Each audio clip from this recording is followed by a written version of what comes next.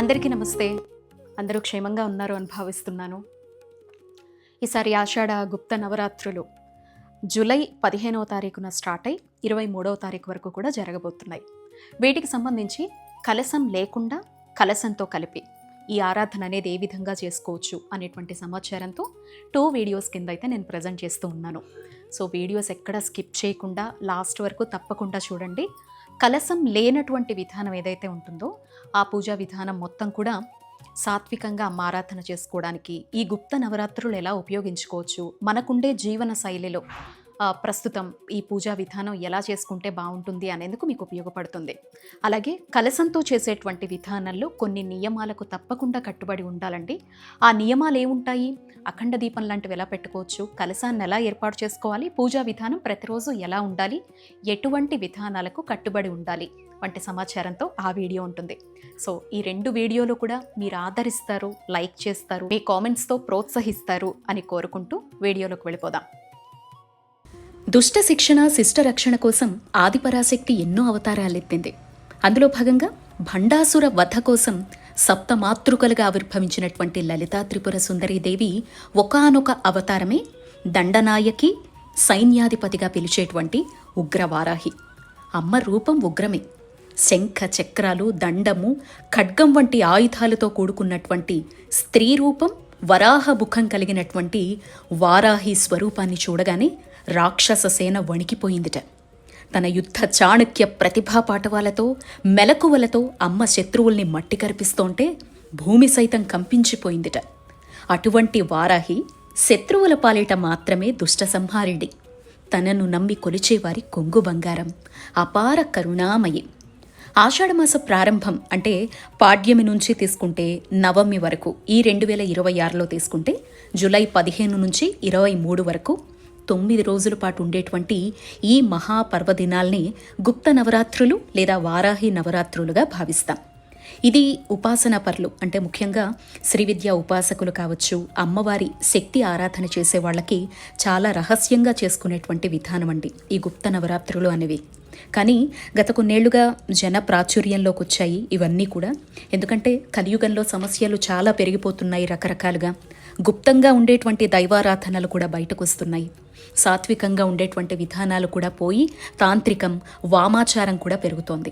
కానీ అమ్మ ఆరాధన చెయ్యొచ్చా వద్దా, సులభంగా చేసుకోవడం ఎలా, మొదటిసారి చేసుకుంటే ఎలా, పద్ధతులేంటి, నియమాలేంటి, విధానాలేంటి, ఫలితాలు ఎలా వస్తాయి, ఇలా చాలా సందేహాలు ఏటికేడు ఎవరో ఒకళ్ళు అందిస్తూ ఉన్నా అలాగే మనసులో ఉండిపోతూ ఉన్నాయి. కొత్తగా చేసుకోవాలనే తపన చాలా మందిలో పెరుగుతోంది. పాత వాళ్ళు అనుమానాలతో ఇంకా అలా కొనసాగిస్తూనే ఉన్నారనమాట. సో అటువంటి సులభమైన విధానాన్ని అయితే ఈ వీడియోలో మీతో షేర్ చేసుకోబోతున్నానండి. సో ఈ వీడియోలో నేను సాత్వికం అనేటువంటి మాట అయితే ఖచ్చితంగా చెప్పను, కానీ ఒక ఈజీ ప్రాసెస్లో అంటే హాస్టల్స్లో ఉండేవాళ్ళు కావచ్చు, ఇప్పుడు పిల్లలు ఉండేవాళ్ళు ఉంటారు, వృద్ధులు, ఇంట్లో అత్తమామల్ని చూసుకోవాలి, ఉమ్మడి కుటుంబాలు ఉంటాయి, కొంతమందికి ఒప్పుకోకపోవచ్చు మేము చేసుకుంటాం పూజలు అవి అంటేను, లేదా ఆనవాయితీతో సంబంధం ఉండి చేసుకోవచ్చా చేసుకోకూడదా, ఇలాంటి సందేహాలు చాలామందికి ఉంటాయి కదా. డౌట్లు లేకుండా ప్రకృతిలో ఈ ఆషాఢంలో పాడ్యం నుంచి నవమి వరకు వస్తున్నటువంటి ఈ శక్తి ఆరాధనను మనం ఏ విధంగా ఉపయోగించుకోవచ్చు ఉన్నంతలో అనేటువంటి విధానం ఈ వీడియోలో మీకు బాగా ఉపయోగపడుతుంది. నెక్స్ట్ నేను ప్రజెంట్ చేయబోయేటువంటి వీడియోలో ఒక సంకల్పం కోసం అనమాట. అంటే వారాహి అమ్మను ఆరాధన చేసుకుంటేనండి ఎటువంటి సమస్య అయినా తీరుతుంది. ఇప్పుడు చాలామంది అంటున్నారు అమ్మ భూదేవత కాబట్టి, సో సస్యదేవత కాబట్టి అమ్మకు సంబంధించి ఎక్కువగా భూ సంబంధిత సమస్యలు, కోర్టు సమస్యలు ఇలాంటివి పోతాయి అంటున్నారు. కానీ వారాహి అమ్మకు సంబంధించి చేసే ఆరాధన ఎటువంటి కోరికనైనా నెరవేరుస్తుంది. భూ సంబంధిత ఒక్కటే కాదు, శత్రువుల పీడ తొలగిస్తుంది, ఇంట్లో ఎటువంటి దుఃఖం ఉన్నా పోతుంది, జీవితంలో గ్రహ బాధలు ఉన్నా పోతాయి, రాహు వంటి ప్రభావాలు, ఎన్నో కేతు వంటి ప్రభావాలు కావచ్చు, ఇవన్నీ పోతాయి, జ్ఞాన సిద్ధి కలుగుతుంది, యశస్సును ప్రసాదిస్తుంది, ఆత్మవిశ్వాసాన్ని మనలో పెంచుతుంది. అయితే అటువంటి సులభమైన విధానాన్ని వీడియోలో మనం మాట్లాడుకుందాం. ఒకవేళ ఒక సంకల్పపూర్వకంగా ఇప్పుడు మనం చెప్పుకున్నటువంటి సమస్యల్లో ఏవైనా ఎన్నింటి ఆలయాల చుట్టూ తిరిగాము, ఎంతమంది చుట్టూనో తిరిగాము, మా సమస్యల కోసం లక్షలు పోసాము, వేలు పోసాము, అయినా తీరలేదు అనుకునే వాళ్ళకి ఒక కఠినమైన పద్ధతిలో ఎలా చేసుకోవచ్చో నెక్స్ట్ వీడియోలో మీతో నేను ప్రజెంట్ చేస్తాను. సో మీరు ఈ వీడియో అయితే ఎక్కడ స్కిప్ చేయకుండా లాస్ట్ వరకు చూడండి. తప్పకుండా ఒక సులభమైన విధానం ఈ నవరాత్రులను ఎలా ఉపయోగించుకోవచ్చో ప్రతి ఒక్కరికి ఉపయోగపడుతుంది అని నేను భావిస్తున్నాను. వీడియో అంతా చూశాక మీకు నచ్చితే తప్పకుండా మీ ఫ్రెండ్స్ అండ్ ఫ్యామిలీ మెంబర్స్కి అయితే షేర్ చేయండి. వీడియోని తప్పకుండా లైక్ చేయడం మాత్రం మర్చిపోవద్దు. మీరిచ్చే ఒక్క లైక్ అనేది మరిన్ని మంచి వీడియోలు అందించడానికి ప్రోత్సాహకరంగా మారుతుందన్నమాట. అలాగే మీకు వీడియోలో కూడా నేను పొద్దున్న లేచిన తర్వాత ముగ్గు వేసుకోవడం దగ్గర నుంచి స్టార్ట్ చేస్తే పూజకు కావాల్సిన ఏర్పాట్లు, పూజకు చూపించేటువంటి అలంకారము, పూజ చేసుకునేటువంటి విధానము, ఇదంతా కూడా మీకు విజువలైజ్డ్గా చూపిస్తున్నాను. వెనకాల నేను చెప్పాల్సినటువంటి విధానము, పద్ధతి, మనం ఎలా ఉంటే బాగుంటుంది 9 రోజులు అనేటువంటి విశేషాన్ని మీకు అందించడం జరుగుతుందన్నమాట. అలాగే పూజా పీఠం దగ్గర 2 విధానాల్లో మీకు నేను 2 వీడియోల్లో అలంకారాలు చూపిస్తాను. ఎవరికైనా చేసుకోవాలి అని అనుకుంటే అమ్మ అలంకార ప్రియురాలు కాబట్టి చక్కగా చేసుకోవాలి అనుకునే వాళ్ళకు ఉపయోగపడుతుంది. ఇవేం లేకపోయినా ఒక దీపం పెట్టి ఒక పుష్పం పెట్టి పూజ చేసుకున్న అమ్మ స్వీకరిస్తుందనమాట. ఎందుకు అంటే వీడియో ప్రజెంటేషన్లో అందంగా ఉండాలి కదా చూడ్డానికి అని చెప్పేసి మాత్రమే నేను ఇలా అలంకారం చేసుకుంటాను. మన ఛానల్ 3 ఏళ్లుగా 4 ఏళ్లుగా ఫాలో అవుతున్న వాళ్ళకు కూడా తెలుసు, నేను ప్రతి పూజకి చక్కగా అలంకారం చేసుకుంటాను, అవే మీ అందరికీ కూడా అందిస్తూ ఉంటాను అని చెప్పేసి. ఇలా చేస్తేనే అమ్మ స్వీకరిస్తుందా అనేటువంటి భావన ఎవ్వరిలోనూ వద్దు. చక్కగా ఒక ప్రింటౌట్ రూపంలోనో లక్ష్మిగానో సరస్వతిగానో దుర్గగానో శక్తి స్వరూపిణిగానో మీ ఇంట్లో ఉండే అమ్మ స్వరూపం ఏదైనా లలితా త్రిపుర సుందరిగా విగ్రహంగా అయినా ఒక ప్రింటౌట్గా అయినా పటంగా అయినా ఎదురుగా పెట్టుకోండి. వారాహి అమ్మ రూపం మీకు తెలుసు కాబట్టి మనసులో భావన చేసుకోండి. సో ఎటువంటి విధానంతో మనం పూజ ప్రారంభిస్తే బాగుంటుందో ఇప్పుడు మనం తెలుసుకుందాం. ఇదిగో పీఠం దగ్గర నేను ఏమేం సిద్ధం చేసుకున్నానో ఒకసారి మీకు బాగా గమనిస్తే గనక మీకు అర్థమైపోతుంది.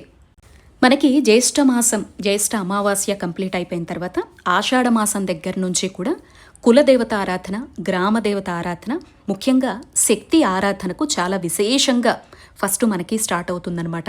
అమ్మను వివిధ రూపాల్లో, ఇక్కడ ఆషాఢము తర్వాత వచ్చేటువంటి శ్రావణము, రకరకాల రూపాల్లో ఆ తల్లిని మనం ఆరాధన చేయడం జరుగుతుందన్నమాట. ఫస్ట్ అయితే ఆషాఢంలో ఇప్పుడు వర్షాలు ఇవన్నీ కూడా పడతాయి. ప్రకృతిలో ఏంటంటే తెలియనటువంటి ఒక చెడు శక్తి కోరలు చాచుకొని ఉంటుందన్నమాట. వీటి నుంచి మనల్ని రక్షించగలిగేది మొట్టమొదటి ప్రాధాన్యత మన ఇంట్లో ఉండేటువంటి దైవము, ఆ తర్వాత మన గ్రామ దేవత అనమాట. సో అందుకే ఇంట్లో ఉండేటువంటి దైవంగా ఇప్పుడు ఈ తల్లి మనకు దుష్ట శిక్షణ రూపంలో వచ్చి వాటన్నిటినీ మటుమాయం చేసి చక్కగా మనందరికీ కూడా ఒక రక్షణ కల్పిస్తుంది. ఆ తర్వాత గ్రామ దేవతలకు వెళతాము, భోజనం అది పెట్టి అమ్మ మమ్మల్ని ఏ చెడు రోగాల నుంచి, ప్రకృతి విపత్తుల నుంచి కష్టం కలగకుండా చూడు తల్లి అని బోనాల రూపంలోనో లేకపోతే అమ్మవారికి ఒడిబియ్యం రూపంలోనో ఉత్సవాల రూపంలోనో చక్కగా ఆరాధన అనేది చేసుకుంటాం. ఏ రూపంలో మనం కొలిచినా కూడా ఈ ఆషాఢం నుంచి ప్రారంభిస్తే శక్తి ఆరాధనతో స్టార్ట్ చేస్తే మనకి పండగలు, పూజలు, వ్రతాలు అన్నీ కూడా స్టార్ట్ అయిపోతాయండి. అందుకే జ్యేష్ఠ అమావాస్యకు ముందే మనం ఇంటిని పరిశుభ్రంగా చేసేసుకోవాలి. ఇక్కడ ఒక మాట చెప్తానండి, ఏది ఏం చెప్పినా కూడా మన జీవన శైలికి తగ్గట్టుగా ఉండాలి. అందరూ అలా చెయ్యాలి అనే విధానాన్నే చెప్తారు, దాన్ని మనం ఎలా అన్వయించుకోవాలి అనేది మన జీవన శైలికి తగ్గట్టుగా ఉండాలన్నమాట. జాబ్స్ చేసే వాళ్ళకు ఒక విధానం ఉంటుంది, ఇంట్లో చిన్నపిల్లలు ఉండే వాళ్ళకు ఒకటి ఉంటుంది, గర్భవతులకు ఒకటి ఉంటుంది, పెద్దవాళ్ళు ఉండేటప్పుడు వాళ్ళని చూసుకుంటూ ఇల్లును గడపాలంటే ఒక రకంగా ఉంటుంది. సో ఎవరు ఏం చెప్పినా అవి విని మన జీవితానికి ఎంతవరకు కరెక్టో అలా అన్వయించుకొని ముందుకు వెళ్ళడం అనేది మంచిది.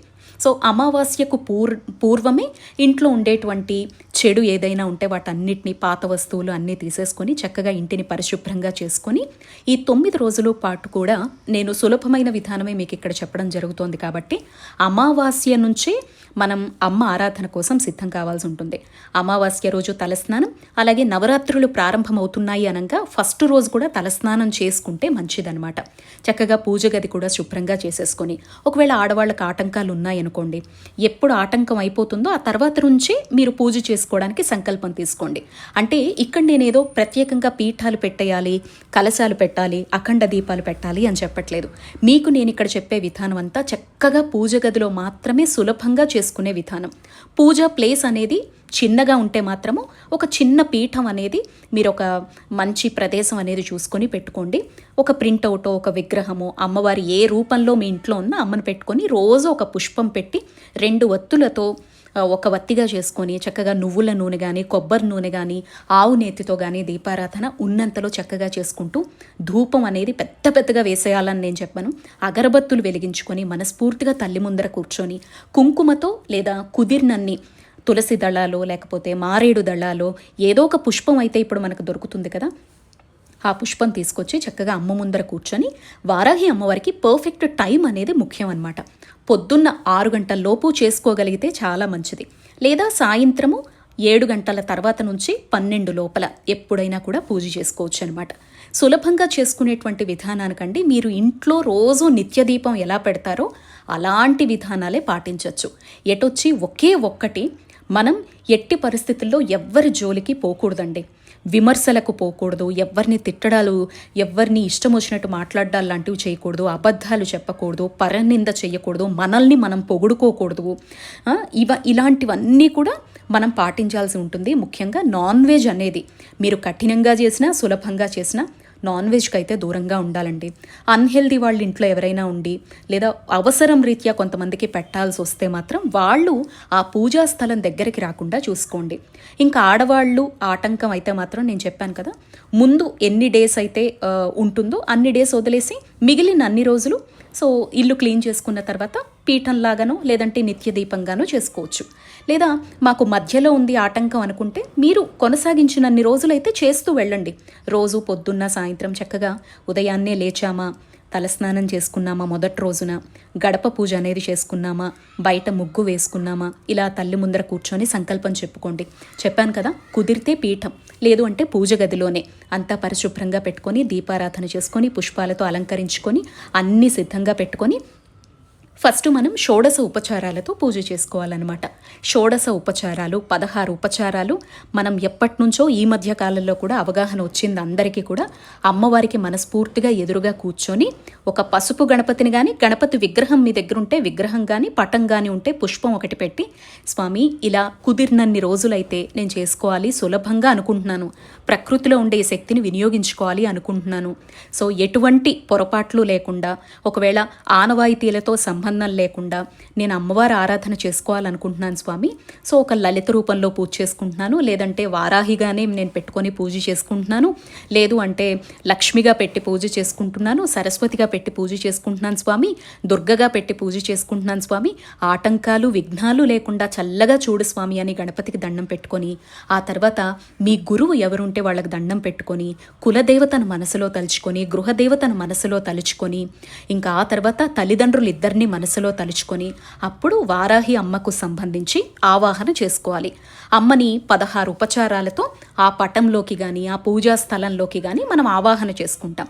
ఫస్ట్ ధ్యానించుకుంటాం, రా అమ్మ అని చెప్పేసి ఇలా పూజ చేయాలనుకుంటున్నానమ్మా, ఎలాంటి పొరపాట్లు నా వల్ల జరగకుండా నువ్వే చూసుకోవాలమ్మా, ఒకవేళ జరిగినా క్షమించేలా కూడా నువ్వే చూసుకోవాలమ్మా, చాలా సులభంగా చేసుకుంటానమ్మా అని మీరు ఎలా అనుకుంటున్నారో అది అమ్మతో చెప్పుకోండి. ఆ తర్వాత అమ్మ వచ్చి కూర్చున్నాక ఆసనం అని చెప్పేసి మనసులోనే ఇవన్నీ భావాలు మీరు ఒక పీడిఎఫ్ లాంటివి తీసుకుంటే మన పెద్దలు గురువులు చాలామంది పూజలు చేసిన పీడిఎఫ్లు ఉన్నాయి. లేదు అంటారా, మంత్రాలు లేకుండా సులభంగా వీడియో పెట్టండి సంతోషి అని చెప్తే గనక నేను వీడియో పెడతానండి. చాలా సులభంగా ఎలా ఆహ్వానించవచ్చు, ఎలా అష్టోత్తరాలతో పూజ చేసుకోవచ్చు అనేది మీరు అడిగితే గనక నేను తప్పకుండా నెక్స్ట్ వీడియోలో పెడతాను. అలా మీరు వారి పీడిఎఫ్లు గనక గూగుల్వి చూసుకుంటే అన్ని పూజలకు ఉన్నట్టేనండి. ధ్యానము, ఆసనము, అలాగే ఆచమనము, పాద్యము అంటే పాదాలు కడిగినట్టుగా, అర్ఘ్యము అంటే చేతులు కడిగినట్టుగా, స్నానం ఆ టైంలో చక్కగా మీ దగ్గర విగ్రహం ఉంటే పసుపు కుంకుమ పంచామృతాలు ఏ ఉంటే వాటన్నిటితోటి చక్కగా ఫస్ట్ డే అభిషేకం చేసుకొని ఆ విగ్రహాన్ని అలాగే పెట్టుకొని పటం కానీ ఇంకా కదపకుండా 9 రోజులు పెట్టుకొని మొదటి రోజు అభిషేకం చేసేసుకోవచ్చండి. ఇంకా తర్వాత అలంకారం అవేం కదపకుండా రోజు ఆ పటంకి కానీ ఆ చుట్టూ ఉండే పుష్పాలని మాత్రమే మార్చుకుంటూ మనం హ్యాపీగా రోజు కుంకుమార్చన పుష్పార్చన మాత్రమే చేసుకుంటూ ఉండొచ్చు అనమాట. ఒకవేళ మీరు రోజు అభిషేకం చేసుకోవాలి అనుకుంటే అలా కూడా చేసుకోవచ్చు అనమాట. అలా చక్కగా స్నానము, ఆ తర్వాత వస్త్రము, యజ్ఞోపవీతం ఇస్తున్నట్టు, గంధం సమర్పించినట్టు, పుష్పం సమర్పించినట్టు, ఆ తర్వాత అంగపూజ చేసినట్టు, అష్టోత్తర శతనామాలు, వారాహి అష్టోత్తర శతనామాలు ఉంటాయి కదా, అవేం రాలేదనుకోండి 108 సార్లు శ్రీమాత్రే నమః, శ్రీమాత్రే నమః, శ్రీమాత్రే నమః, లేదా శ్రీ వారాహ్యే నమః, శ్రీ వారాహ్యే నమః అనుకుంటూ, ఆ తర్వాత ధూపం, దీపం, నైవేద్యము, ఇలా తాంబూలం, నీరాజనం, మంత్రపుష్పం ఇలా మనం సమర్పించి క్షమ ప్రార్థన అనేది మనం చేసుకుంటే అక్కడికి షోడశ ఉపచారాలతో అమ్మకి పూజ అనేది కంప్లీట్ అవుతుందన్నమాట. ఇలా మనకి వస్తే ఇవన్నీ మనసులో తలుచుకోవచ్చు. లేదు అంటారా, చక్కగా దీపం పెట్టి ధూపం ఇచ్చి ఒక పుష్పంతో గంధం అమ్మ ముందర పెట్టి, పుష్పాన్ని అమ్మవారి ముందర పెట్టి, ఏదైనా నైవేద్యం తల్లికి 9 రోజుల పాటు కూడా ఇలా ప్రత్యేకంగా నవరాత్రుల్లాగా రోజుకొకటి చేయాలి అని ఏం లేదండి. చక్కగా బెల్లం పానకం అయినా, వడపప్పు అయినా, అమ్మకి సస్యదేవత కాబట్టి, భూదేవత కాబట్టి చక్కగా భూమి నుంచి వచ్చినటువంటి దుంప జాతి, ఇప్పుడు మనకి తీపి దుంపలు దొరుకుతాయి, లేదా కందగడ్డ దీపం, అది కూడా నేను ఎప్పుడూ పరిచయం చేయలేదు. బట్ ఈ మధ్యే నాకు శాస్త్ర ప్రమాణాలు అనేవి తెలిసాయి అనమాట. జస్ట్ ఒక 1 వీక్ బ్యాకే. సో కంద దీపం కూడా ఎలా పెట్టుకోవాలి, దానికి ఉండే శాస్త్ర ప్రమాణం ఏంటి అనేది నేను మీకు బిఫోర్గానే వీడియో అనేది పెడతానండి. బట్ ఇందులో మెన్షన్ చేయలేకపోయాను. ఈ వీడియో షూట్ చేసే టైంకి నాకు శాస్త్ర ప్రమాణం దొరకలేదన్నమాట. దొరికిన తర్వాత చెప్పాలి అనుకున్నాను. సో అందుకని అది కూడా మీకు నేను అందిస్తాను. రోజు కంద దీపం అండి, కందదీపం కూడా పెట్టుకోవచ్చు. ఇలా సులభంగా అమ్మను మొదటి రోజు 16 ఉపచారాలతో ఆహ్వానించి మీకు కుదిరినన్ని రోజులు లేదా ఈ 9 రోజులు అలా పుష్పాలతోనో కుంకుమతోనో అర్చన చేసుకుంటూ వెళ్ళిపోవచ్చు. ప్రతిరోజు కూడా ఉదయం ఒక కుంకుమార్చన లాంటిది పెట్టుకోండి, సాయంత్రం స్తోత్ర పట్టణాలు, లలితా సహస్రం లాంటివి పెట్టుకోండి. ఇలా సులభంగా గడపచ్చు.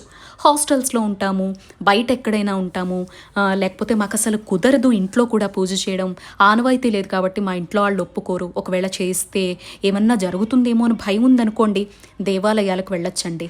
సంతోషంగా రోజులో పొద్దున్నో సాయంత్రము మీ అలవాట్లు, మీ జీవన శైలి, మీ ఆహారపు అలవాట్లు ఇవన్నీ పక్కన పెట్టేయండి. ఒక్క నాన్ వెజ్ నియమం మాత్రం పెట్టుకోండి, తినకూడదు అని చెప్పేసి, వండకూడదు అని చెప్పేసి.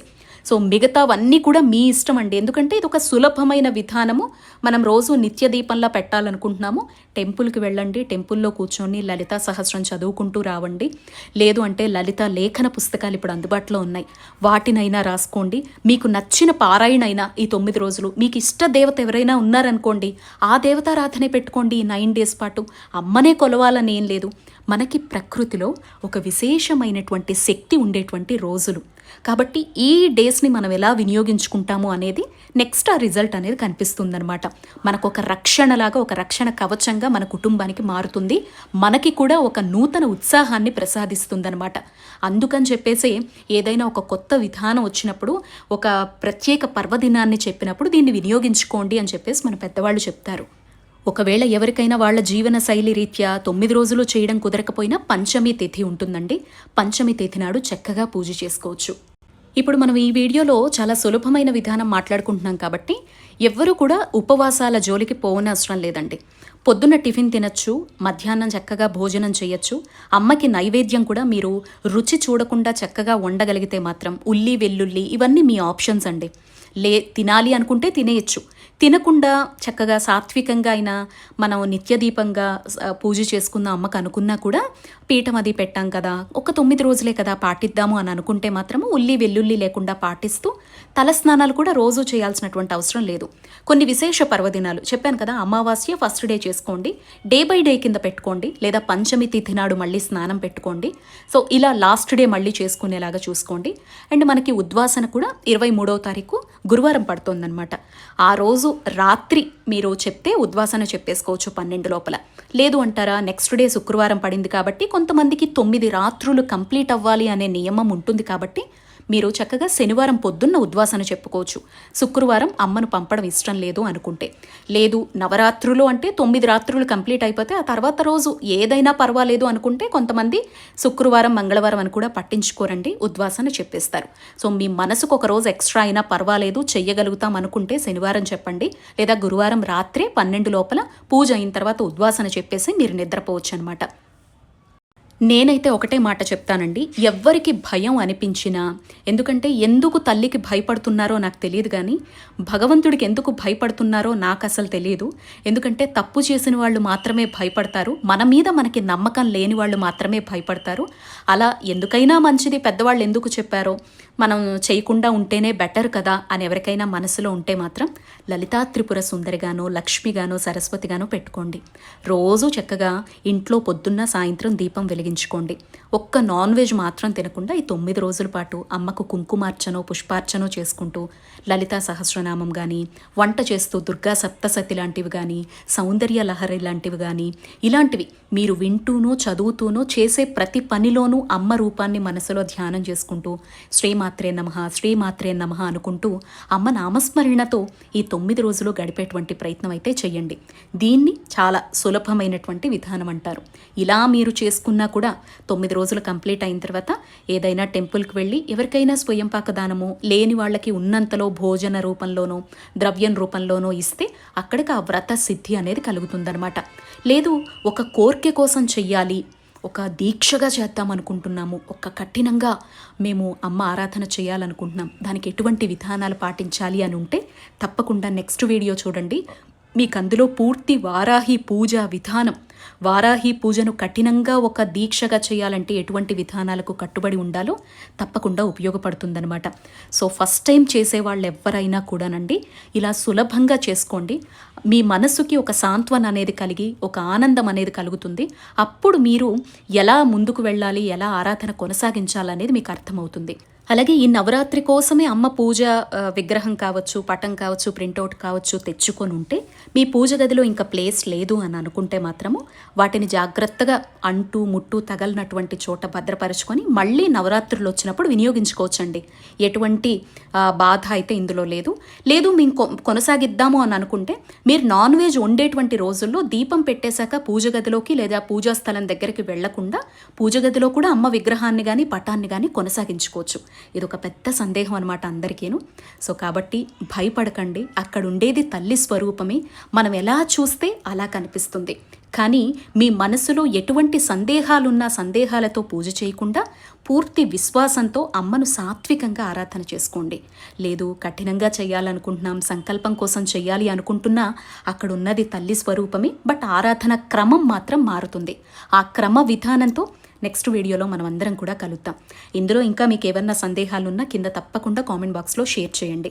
గర్భవతులు కఠినమైన దీక్షలకు కానీ లేకపోతే రోజు ఇలా పీఠం పెట్టుకొని పూజ జోలికి మాత్రం పోకండి. చక్కగా లలిత రోజు చదువుకోండి, అమ్మవారి పురాణాలు చదువుకునే ప్రయత్నం చేయండి. అలాగే సూతకంలో ఉన్నవాళ్ళు కూడా ప్రత్యేక పీఠాలు కావచ్చు, కలశాలు కావచ్చు పెట్టకూడదు. మెడికేషన్లో ఉన్నవాళ్ళు కూడా ఉపవాసాది జోలులకు మాత్రం పోకండి. సాత్వికంగా రోజు కుంకుమార్చన, నిత్యదీపం, దేవతా దర్శనం, ఆలయాలకు వెళ్ళడం ద్వారా మాత్రమే పూజ చేసుకోండి. మరొక వీడియోలో మళ్ళీ కలుద్దాం. శ్రీమాత్రే నమః.